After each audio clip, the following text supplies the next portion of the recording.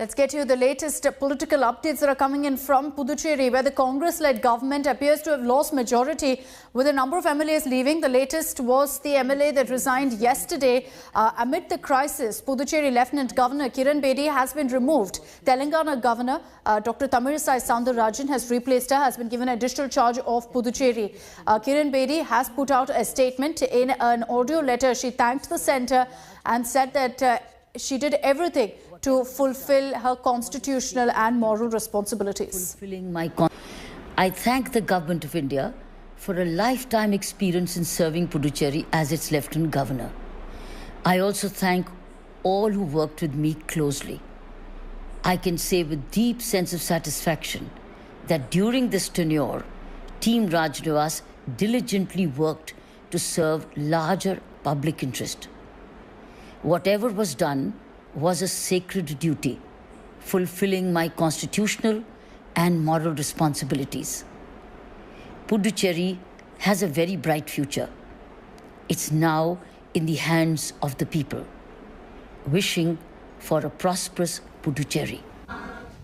So that was the statement that Kiran Bedi put out, and sources say that her removal is being considered as a poll strategy to in fact take on the Congress. The Congress was planning a massive campaign blaming Kiran Bedi for curtailing development projects for the Union Territory. A number of reactions that have come in. DMK chief M.K. Stalin has termed Kiran Bedi's removal as petty politics by the BJP.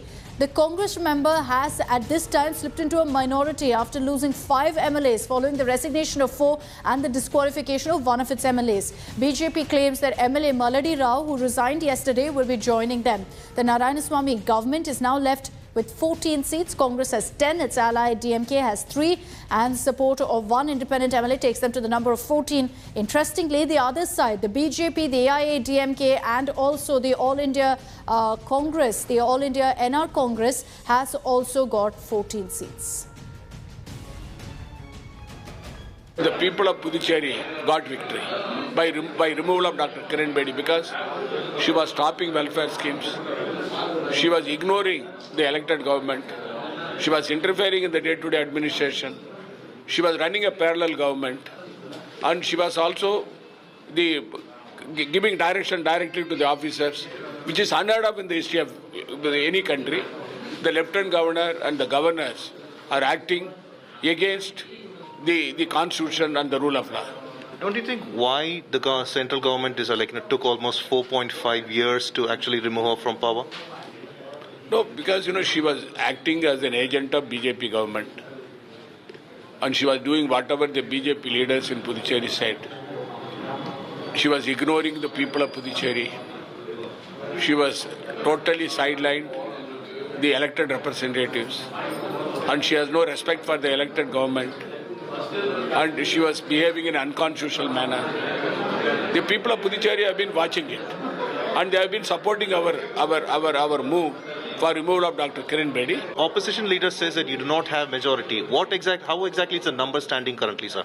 No, see, it is not only the number, but I told you very clearly that we have got majority. We will do everything according to the constitution. It is the job of the opposition to blame the government, and they have been doing it. Because BJP's game plan of poaching MLAs is the habit. They did it in several states. Now they are trying in Puducherry. You're saying your MLAs were poached. 4 MLAs of yours were poached. No, it is not. I'm not telling them they have been poached. I've been telling that these MLAs, some of them have gone there. Now they realize that they committed a blunder. Have they spoken to you yet about this blunder? Are they ready to come back? No. I say I'm not going to say anything else that because they have been sidelined in their party.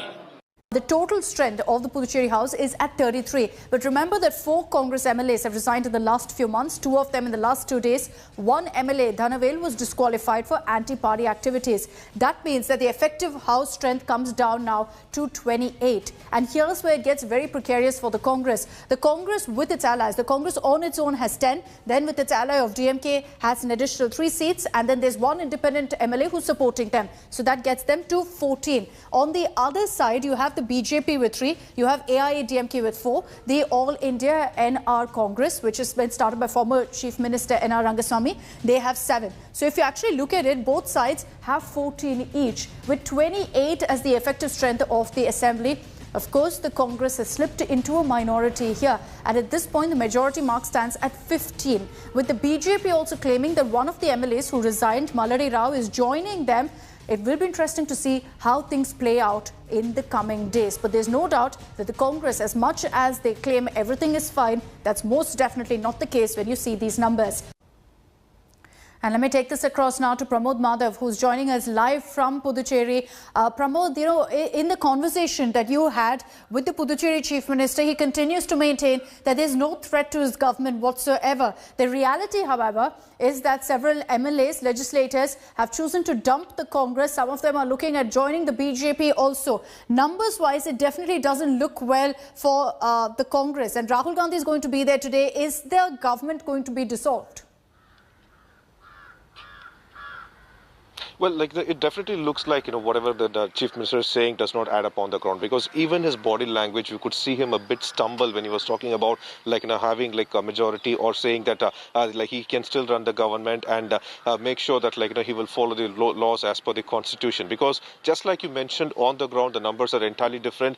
14-14 equal tally. We are just wondering whether he wants to use the speaker's vote as well. But it looks like this decision was only taken around 1:30 to 2 p.m. yesterday, because before this, a minister from Narayanaswamy's cabinet called Kandasamy came forward and said that their government was facing hindrance year after year for nearly 4 years from Prime Minister Modi and the Lieutenant Governor Kiran Bedi, and they have decided finally to go ahead and dissolve the government, which decision would be taken in an emergency meeting which held yesterday. But it looks like Rahul Gandhi's visit for today could, if they do that, it will be turned into a complete embarrassment, or probably just as I say, face-saving factor, they could have pushed it for now. Because when we asked him on what crisis he's saving, that he still has majority and he can run the government, the Chief Minister of Puducherry could not give us a clear answer.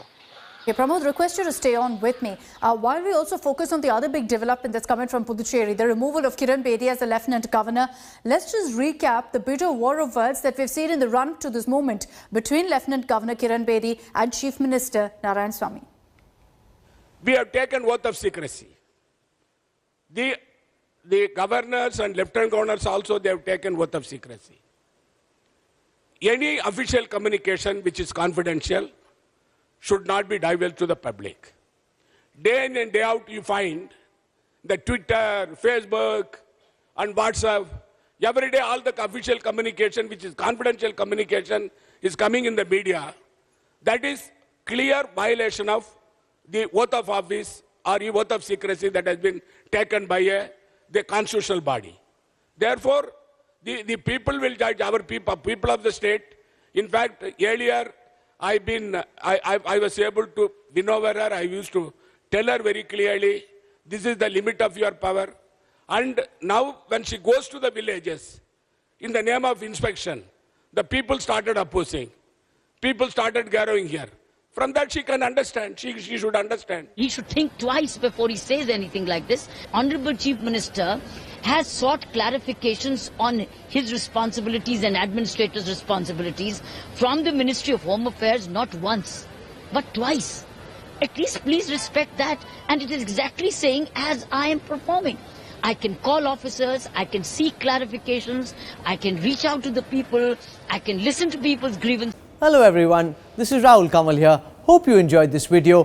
For the latest news and analysis, like and subscribe the India Today YouTube channel, and don't forget to press the bell icon to stay updated.